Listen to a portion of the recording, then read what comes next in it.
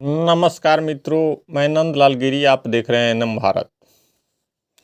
जीवन में दो बिंदु होती है, एक प्रस्थान बिंदु, एक अवसान बिंदु। आइए इस पे चर्चा करेंगे हम। जीवन का कोई क्षेत्र हो, प्रस्थान बिंदु होता है और अवसान बिंदु भी। जहाँ प्रस्थान बिंदु किसी कार्य के प्रारंभ का प्रतीक है, वहीं अवसान उनकी सफलता का। किंतु अवसान बिंदु की सफलता प्रस्थान बिंदु की प्रकृति पर निर्भर करती है। इसलिए मानव जीवन में प्रस्थान बिंदु और इसके निर्धारक तत्वों का महत्वपूर्ण स्थान है। जीवन यात्रा के विभिन्न चरणों में इसके निर्धारण तत्वों से ही जीवन की दिशा एवं दशा तय होती है। जीवन पर्यंत बच्चे पर माता पिता एवं परिवार के सदस्यों का प्रभाव रहता है। बाल्यकाल में इसके द्वारा स्थापित संस्कार के भविष्य की रूपरेखा सुनिश्चित कर देते हैं। विद्यालय में गुरुओं एवं सहपाठियों का सानिध्य सर्वाधिक महत्वपूर्ण प्रस्थान बिंदु है। भावी जीवन की दिशा यही से तय होती है।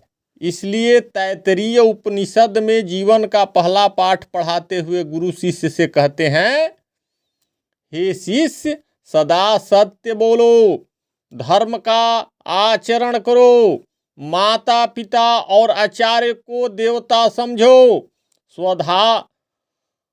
स्वाध्याय में प्रमाद मत करो, किंतु निषिद्ध कर्मों का परित्याग करो। यह कोई सामान्य उपदेश नहीं है, सभी धर्मों का सार है। यह सुखी जीवन एवं स्वस्थ सामाजिक संरचना के लिए उतना ही जरूरी है जितना जीने के लिए हवा पानी की जरूरी है। मनुष्य इसके अनुपालन से अपने जीवन का उद्धार कर सकता है और समाज का भी कर सकता है। जब विद्वत्मा ने कालिदास के और रत्नावली ने तुलसीदास के प्रस्थान बिंदुओं पर मर्माहत प्रहार किया तो उनके जीवन का उद्देश्य ही बदल गया। साधारण बालक चंद्रगुप्त मगध का सम्राट कभी नहीं बन पाता यदि इतिहास परिवर्तक गुरु का वरद हस्त न होता। नरेंद्र के विवेकानंद बनने के पीछे भी गुरु का ही आशीष था। युवा पीढ़ी को सही दिशा देने में उसके सकारात्मक चिंतन दृष्टि विकसित करने में प्रस्थान बिंदु के कारकों की महत्वपूर्ण भूमिका रहती है। अतः इन्हें अपनी जिम्मेदारी का निर्वहन करना चाहिए। मित्रों, आजकल की पीढ़ी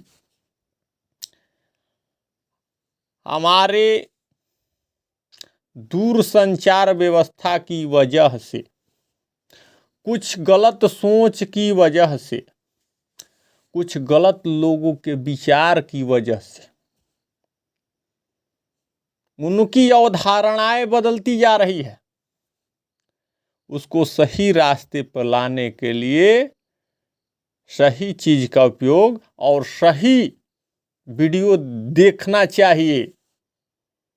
मैं आजकल देखता हूं कि हमारे समाज के अंदर अनेक प्रकार के विभुत विचार पैदा हो रहे हैं।